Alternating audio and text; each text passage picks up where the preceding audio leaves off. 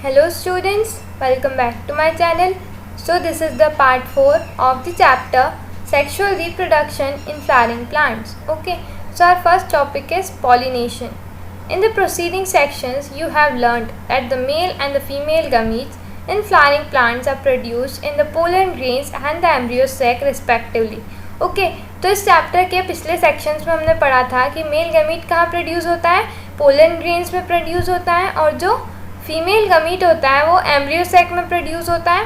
As both the gametes are non motile, दोनों ही तरह के गमीट्स नॉन मोटाइल होते हैं. दैट मीन्स वो मूव नहीं कर सकते हैं. Okay, they have to be brought together for fertilization to occur, दोनों को पास में लाना ज़रूरी है ताकि फर्टिलाइजेशन हो सके. हाउ इज़ दिस अचीव्ड, तो अब ये होता कैसे है. सो नेक्स्ट हम पढ़ेंगे pollination. Pollination is the mechanism to achieve this objective. Pollination ही एक ऐसा मैकेनिज्म होता है जिससे ये अचीव किया जा सकता है. Transfer of pollen grains shed from the anther to the stigma of a pistil is termed as pollination. अब पॉलिनेशन एक्चुअली होता क्या है कि जो पोलन ग्रेन्स होते हैं वो एंथर से जब स्टिग्मा पर लैंड कर जाते हैं तो इस प्रोसेस को बोला जाता है पॉलिनेशन. ओके, सिंपली जब पोलन ग्रेन्स एंथर से स्टिग्मा तक पहुंच जाते हैं उसको बोलते हैं pollination. Okay, flowering plants have evolved an amazing array of adaptation to achieve pollination. अब फ्लावरिंग प्लांट्स ने पॉलिनेशन करने के लिए एक अमेजिंग अडेप्टेशन किया है ताकि वो पॉलिनेशन को अचीव कर सके. They make use of external agents to achieve pollination. External agents के बारे में हम आगे चैप्टर में पढ़ेंगे, पर शॉर्ट में मैं आपको बता दूँ. इसके एग्जाम्पल्स जैसे हम ले लें कि विंड, एयर, वाटर, इंसेक्ट्स, तो these are the external agents जो कि पॉलिनेशन में हेल्प करते हैं. अब वो कैसे हेल्प करते हैं वो अब हम आगे पढ़ेंगे. Can you list the possible external agents, क्या आप एक्सटर्नल एजेंट्स बता सकते हैं. जैसा कि मैंने आपको अभी एग्जांपल दिया, एयर, वाटर, इंसेक्ट्स में भी जैसे हनी भी हो गई, ये सब क्या होते हैं, एक्सटर्नल एजेंट्स होते हैं. ओके, सो नेक्स्ट हम पढ़ेंगे kinds of pollination. Mainly 3 type के पॉलिनेशन होता है. First is autogamy, second is geitonogamy and the third one is xenogamy. Okay, so these are the three types of pollination. तो हम first पढ़ेंगे ऑटोगैमी. ऑटोगैमी हम पढ़ने से पहले ही मैं आपको बता दूँ शॉर्ट में कि ऑटोगैमी में क्या होता है कि एक प्लांट है, उसमें एक मान लो एक फ्लावर लगा हुआ है, ठीक है.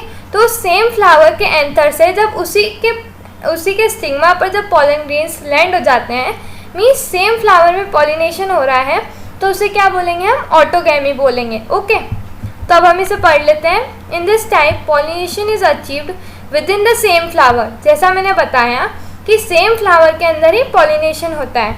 Transfer of pollen grains from the anther to the stigma of the same flower. इसमें क्या होता है, पोलन ग्रेन्स जो होते हैं वो एंथर से स्टिग्मा तक जाते हैं पर सेम फ्लावर में जाते हैं. ओके, तो इसको क्या बोलते हैं, ऑटोगैमी बोलते हैं. ओके, जैसा कि आप इस फिगर में देख सकते हैं, यहाँ ये एक सेल्फ पॉलिनेटेड फ्लावर है जहाँ पे ऑटोगैमी शो की गई है, ठीक है.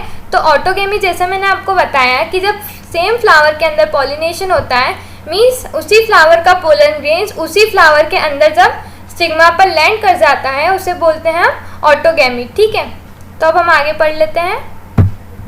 In a normal flower which opens and encloses the anther and the stigma, complete autogamy is rather rare.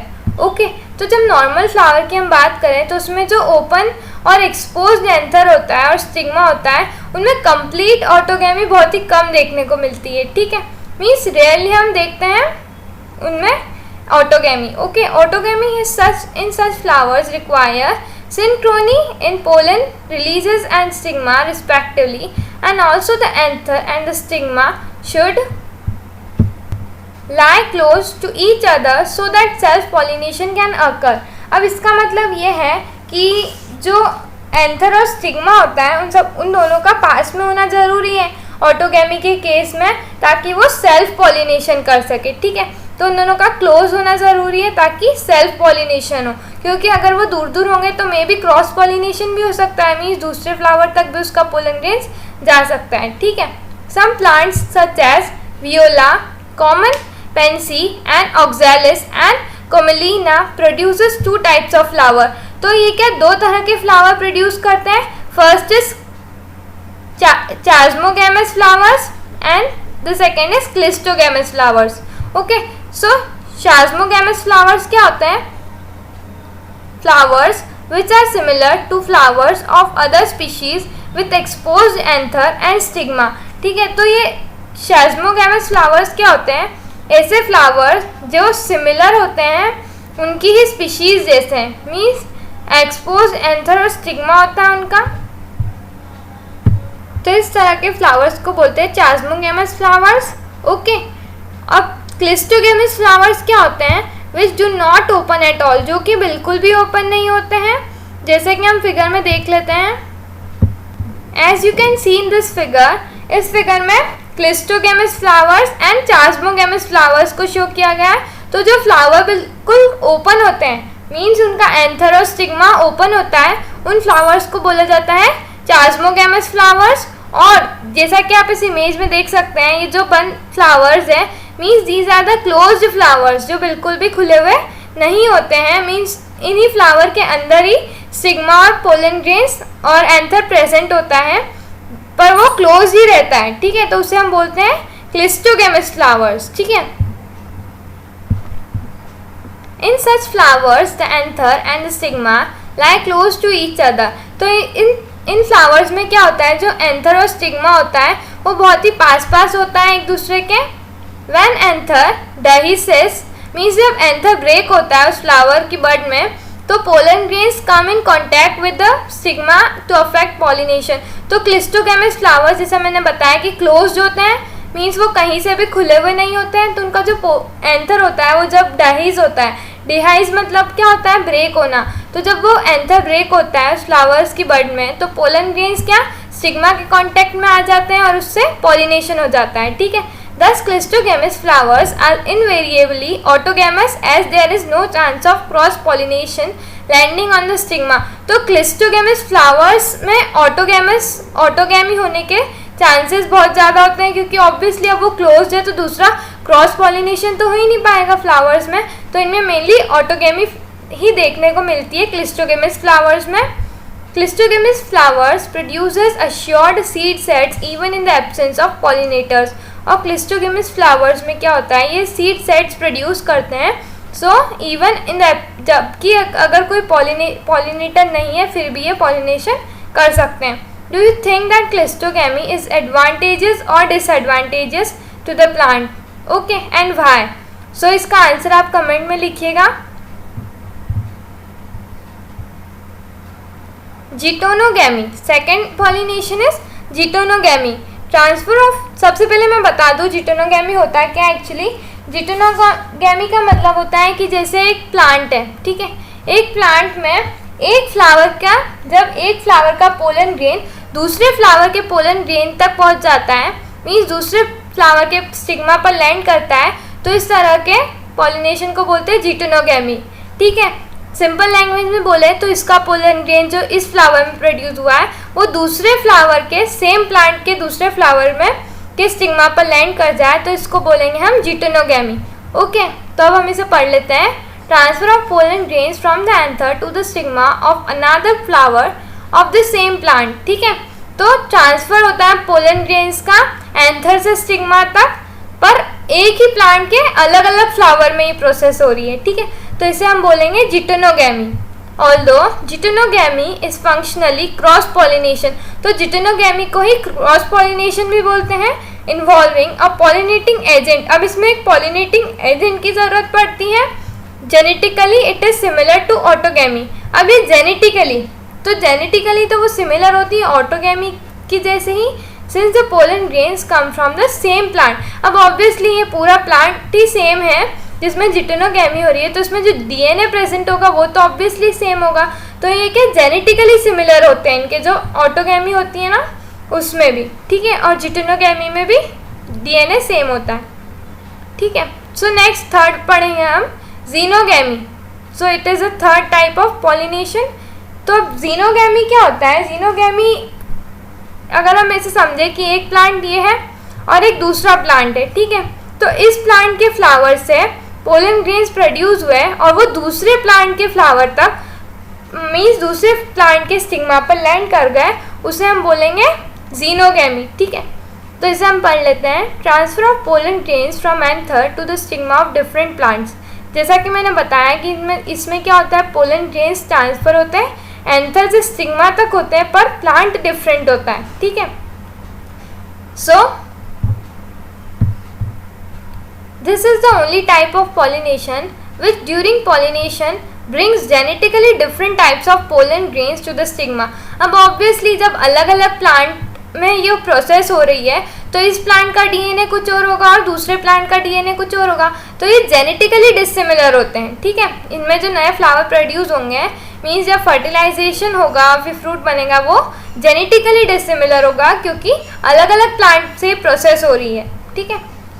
So next is agents of pollination. अब हम पढ़ेंगे पॉलिनेशन के एजेंट्स कौन कौन से हैं। जैसा कि मैंने इस वीडियो में आपको स्टार्टिंग में बताया था कि हम आगे पढ़ेंगे पॉलिनेटिंग एजेंट्स के बारे में, तो अब हम पढ़ लेते हैं क्या था वो, ठीक है। Plants use two abiotic wind and water. तो अब हम एजेंट्स के बारे में पढ़ रहे हैं। तो प्लांट में एबायोटिक एजेंट्स होते हैं दो टाइप के। So first is wind and water, ठीक है। तो ये जो दो है वो है एबायोटिक। एबायोटिक का मतलब नॉन लिविंग होता है और एक बायोटिक एजेंट है। Biotic means living agent, that is animals. तो एनिमल्स लिविंग एजेंट्स होते हैं जैसा हमें पता है, टू अचीव पॉलिनेशन। तो ये क्या पॉलिनेशन करते हैं। Majority of plants use biotic agents for pollination. अब मेजॉरिटी ऑफ प्लांट्स क्या करते हैं, वो बायोटिक एजेंट्स की मदद से ही पॉलिनेशन करते हैं, मीन्स लिविंग एजेंट्स की मदद से ही पॉलिनेशन करते हैं। Only a small fraction of flowers use abiotic agents. और कुछ छोटे ही प्रपोर्शन में प्लांट्स क्या एबायोटिक फैक्टर्स यूज करते हैं, ठीक है। Pollen grains coming in contact with the stigma is a chance factor in both wind and water pollination.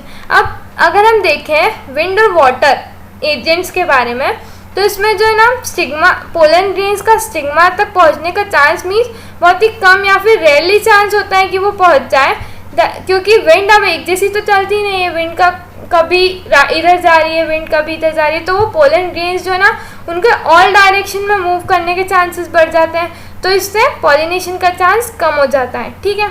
तो इसीलिए wind and water rarely pollination कर पाते हैं, मीन्स सक्सेसफुल हो पाते हैं। To compensate for this uncertainties and associated loss of pollen grains. तो अब इससे क्या होता है कि ये अनसर्टेनिटीज़ को हम कैसे कंपनसेट कर सकते हैं, और जो लॉस हो रहा है पोलन ग्रेन्स का, अब ऑब्वियसली जब विंड करेगा तो उससे बहुत सारे पोलन ग्रेन्स उड़ जाएंगे। The flower produces enormous amount of pollen grains when compare to number of ovules available to pollination. तो अब हम इसे कंपनसेट कैसे कर सकते हैं, इतना ज़्यादा लॉस होता है पोलन ग्रेन्स का, तो इसीलिए फ्लावर्स क्या करते हैं, बहुत ही ज़्यादा अमाउंट में पोलन ग्रेन्स प्रोड्यूस करते हैं as compare to ovules. Ovules बहुत ही कम प्रोड्यूस करते हैं, पोलन ग्रेन्स बहुत ही ज़्यादा अमाउंट में रिलीज करते हैं, okay. Pollination by wind is more common amongst abiotic pollination. अब पॉलिनेशन जो विंड की मदद से होता है वो बहुत ही कॉमन है एबायोटिक पॉलिनेशन में, okay. Wind pollination also requires that the pollen grains are light and non-sticky so that they can transported in wind currents, okay। अब विंड पॉलिनेशन की अगर हम बात करें तो इसमें जो क्या होना चाहिए, पोलन ग्रेन्स जो बहुत ही लाइट वेट होना चाहिए, मीन्स बहुत ही हल्के पोलन ग्रेन्स होना चाहिए, नॉन स्टिकी होना चाहिए ताकि वो कहीं पे स्टिक ना हो जाए, ताकि विंड मतलब पोलन ग्रेन्स का ट्रांसपोर्टेशन विंड में आसानी से हो पाए, okay. They often possess well expose स्टेमन, और उनमें क्या स्टेमन भी वेल एक्सपोज होना चाहिए, ठीक है, so that the pollen grains can easily disperse by wind current. और वो अगर स्टेमन एक्सपोज होगा मीन्स खुला हुआ होगा तो आसानी से विंड अपने साथ पोलन ग्रेन्स को ले जाएगी, okay. And large often feathery stigma to easily trap airborne pollen grains, ठीक है। जैसा कि आप इस इमेज में देख सकते हैं, इस इमेज में क्या शो किया गया है कि a wind pollinated plant showing compact inflorescence and well exposed stamen। जैसा आप देख सकते हैं ये well exposed stamen है जिससे कि विंड आसानी से पोलन ग्रेन्स को अपने साथ ट्रांसपोर्ट कर लेती है, ठीक है। एंड लार्ज ऑफ, ओके, तो पढ़ लिया हमने। Wind pollinated flowers often have a single ovule. तो जो विंड पॉलिनेटेड फ्लावर्स होते हैं उनमें एक ही ओव्यूल प्रेजेंट होता है। इन ईच ओवरी, हर एक ओवरी के अंदर एक ओव्यूल प्रेजेंट होता है। And enormous flowers packed into an inflorescence, और बहुत सारे फ्लावर्स इन्फ्लोरेसेंस में पैक्ड होते हैं। Inflorescence is the arrangement of flower on the plant, इसे बोलते हैं inflorescence. A familiar example is the corn cob. The tassels you see are nothing but stigma and style. अगर आपने टेसल्स देखा होगा तो उनमें जो स्टिग्मा और स्टाइल होता है which wave in the wind to trap pollen grains. तो ये क्या विंड में वेव करते हैं ताकि वो पोलन ग्रेन्स को ट्रैप कर सके। Wind pollination is quite common in grasses. अब ग्रासेस में ज़्यादातर विंड पॉलिनेशन देखने को मिलता है। ओके, अब हम नेक्स्ट पढ़ेंगे पॉलिनेशन इन वाटर। अब pollination in water is quite rare in flowering plants and is limited about 30 genera, mostly monocotyledonous.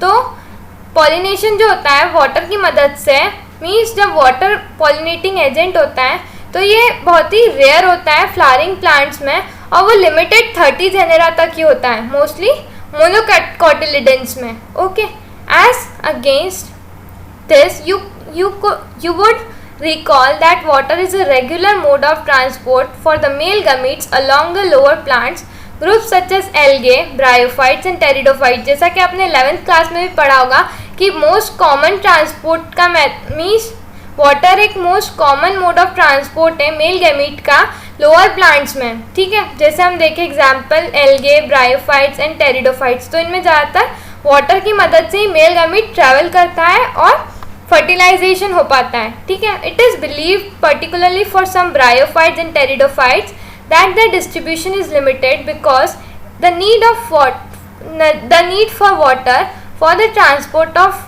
Mail gamete and fertilization. जैसा कि मैंने आपको बताया ब्रायोफाइट्स और टेरिडोफाइट्स में क्या होता है, वाटर ही एक ऐसा मीडियम होता है जिससे कि मेल गमीट ट्रैवल कर पाता है और फर्टिलाइजेशन हो पाता है। Okay, some examples of water pollinated flowers are vallisneria and हाइड्रीलिया।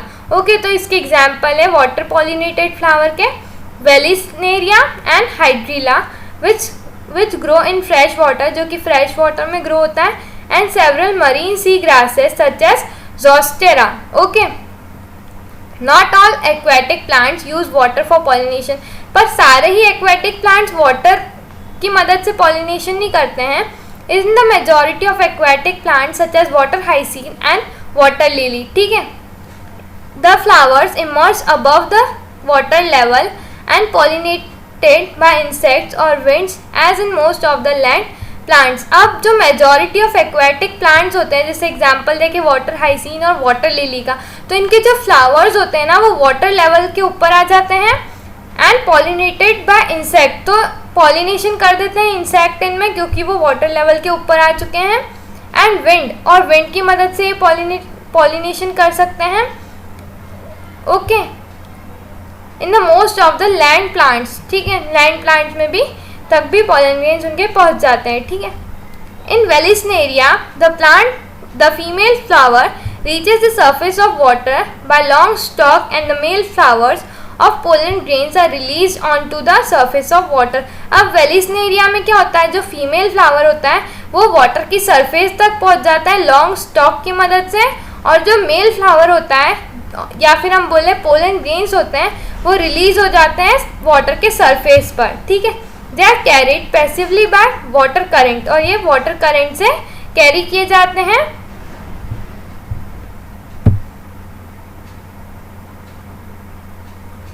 जैसा कि आप इस फिगर में देख सकते हैं, ये फिगर क्या शो कर रहा है, pollination by flower in Vallisneria. तो इस तरह का प्लांट होता है वेलिस्नेरिया का। ठीक है, तो इसमें पॉलिनेशन होता है। In other groups of water pollinated plants such as sea grasses, female flowers remain submerged in water and the pollen grains are released inside the water।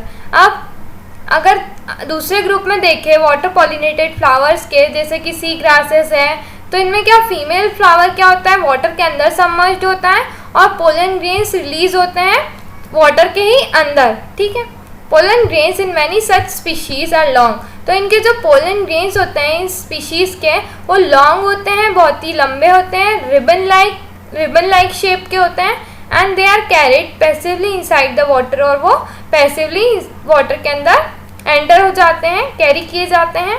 Some of them reach stigma and achieve pollination, और उनमें से जो ज़्यादातर होते हैं वो stigma तक पहुंच जाते हैं और पॉलिनेशन हो पाता है।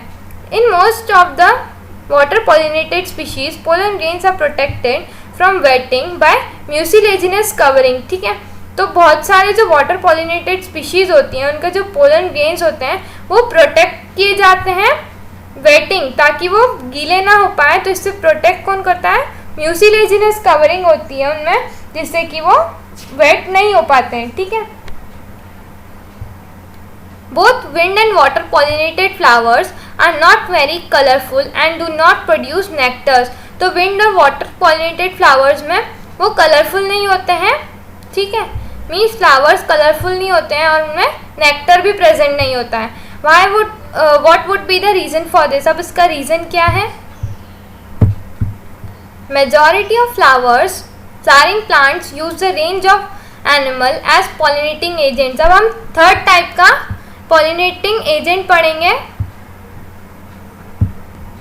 तो जो मेजॉरिटी ऑफ फ्लावरिंग प्लांट्स होते हैं वो ज़्यादातर एनिमल्स की मदद से ही पॉलिनेशन कर पाते हैं। ओके, जैसे एग्जांपल देखें, बीज, मधुमक्खी जिसे हम बोलते हैं हिंदी में, butterflies, flies, beetles, wasps, ants, moths, birds and sunbirds and hummingbirds and the bats are common pollinating agents. तो ये सारे बायोटिक एजेंट्स होते हैं जिसके एग्जाम्पल्स हमने अभी पढ़े।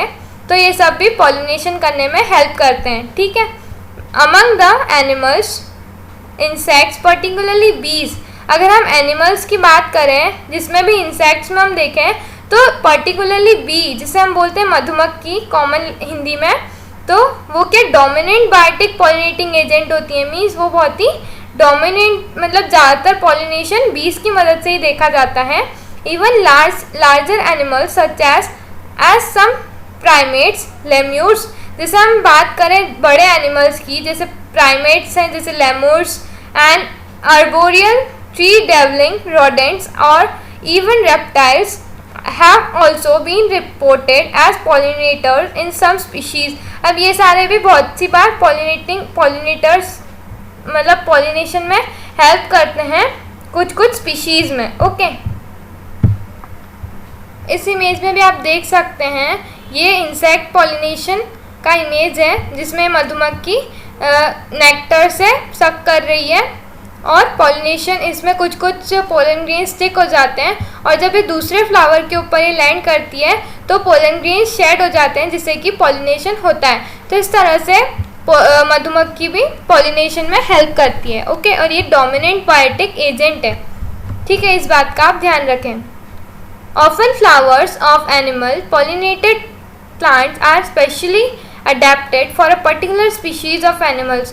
तो जो flowers होते हैं जिस एनिमल पॉलिनेटेड प्लांट्स के वो स्पेशली अडेप्टेड होते हैं पर्टिकुलर स्पीशीज़ किसी एनिमल की। ठीक है, पर्टिकुलर किसी एक एनिमल की स्पीशीज़ पे के लिए वो स्पेशली अडेप्टेड होते हैं। ठीक है, majority of insect pollinated flowers are large, colourful, fragrant and rich in nectar. तो जो majority of insect pollinated flowers होते हैं जिनको पॉलिनेट करता कौन है? इंसेक्ट पॉलिनेट करते हैं।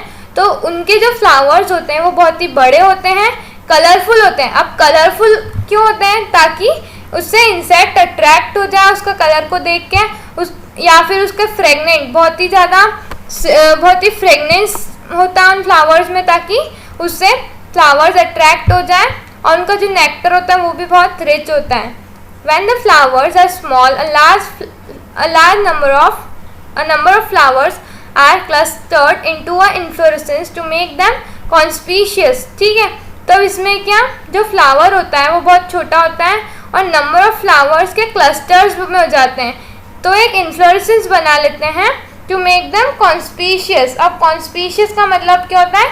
क्लियरली विजिबल, ताकि वो क्लियरली विजिबल हो पाए इंसेक्ट्स के, और इंसेक्ट जल्दी से मतलब उससे अट्रैक्ट होके आ जाए और पॉलिनेशन में हेल्प करें।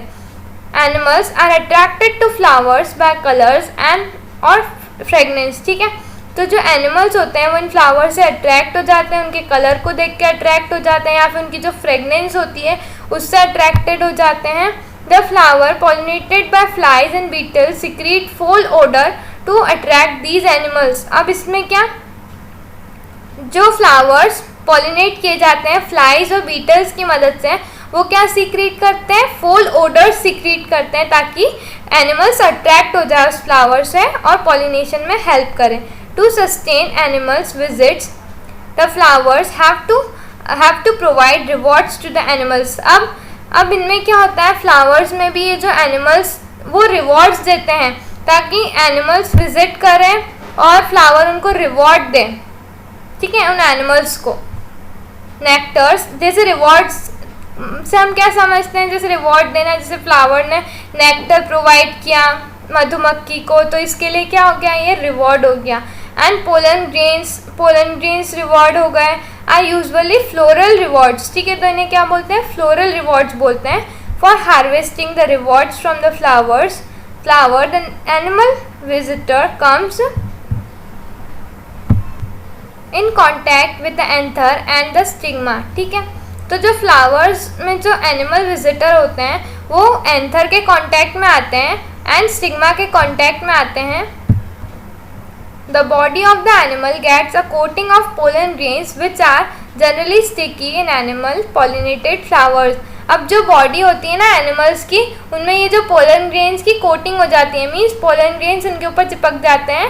And which are generally sticky, जो कि बहुत ही स्टिकी होते हैं एनिमल पॉलिनेटेड फ्लावर्स में, okay. When the animal carrying pollen on its body come in contact with the stigma it brings out pollination. तो जो एनिमल की बॉडी से जब वो पोलन ग्रेन्स कैरी किए जाते हैं तो वो जब दूसरे स्टिग्मा के कॉन्टैक्ट में आ जाते हैं तो इससे पॉलिनेशन हो पाता है, ठीक है। In some species floral rewards are in providing safe place to lay eggs. An example is that of the talented flower of Amorphous phallus. The flower itself has about 6 feet of height. अब ये flower एक होता है जो बहुत ही talented flower बोलते हैं इसको। तो इस फ्लावर की क्या फीट कितनी होती है, 6 फीट का फ्लावर होता है। A similar relationship exist between species of moth and flower yucca. और एक और एग्जाम्पल हम देखें इनके फ्लोरल रिवॉर्ड्स अगर हम बात करें तो एक रिलेशनशिप होती है मोथ और युक्का प्लांट की, where both the species moth and the plant cannot complete the life cycle without each other. तो ये एक बहुत ही अमेजिंग एग्जाम्पल दिया है, जैसे एक मोथ की स्पीशी है और एक युक्का प्लांट है, उनमें क्या होता है कि वो जो दोनों स्पीशीज़ होती है वो उन दोनों की लाइफ साइकिल एक दूसरे के बिना कंप्लीट हो ही नहीं सकती है, ठीक है। The moth deposits its egg on the locule of the ovary and the flower in turn gets pollinated by the moth। तो इसमें क्या होता है, जो moth होता है उसका जो egg होता है वो locule of ovary में डिपॉजिट कर देता है और जो फ्लावर होता है वो उसके रिटर्न में क्या करता है, पॉलिनेशन कर देता है with the help of, means flower में moth जो होता है वो पॉलिनेशन कर देता है, ठीक है। तो इस तरह से दोनों की लाइफ एक दूसरे पे इंटरडिपेंडेंट होती है, ठीक है। The larva of the moth come out of the egg as the seed started developing. और जो लार्वा होता है मॉथ का वो बाहर आ जाता है एग से ताकि सीड्स स्टार्ट डेवलपिंग। तो इसी के साथ सीड्स डेवलप होने स्टार्ट हो जाते हैं, ठीक है। तो इसके आगे अब हम नेक्स्ट पार्ट में कंटिन्यू करेंगे। तो अगर आपको मेरा एक्सप्लेनेशन अच्छा लगा तो प्लीज़ सब्सक्राइब करें मेरे चैनल को। इस वीडियो के नीचे जो लाइक बटन दिया हुआ है उसे प्लीज़ हिट करें, it means a lot for me. And also subscribe to my channel. और अगर कोई डाउट हो तो प्लीज़ कमेंट बॉक्स में पूछिए, मैं ज़रूर आंसर दूँगी उसका, ओके। तो इसके आगे हम नेक्स्ट वीडियो में देखेंगे, ओके। Thank you.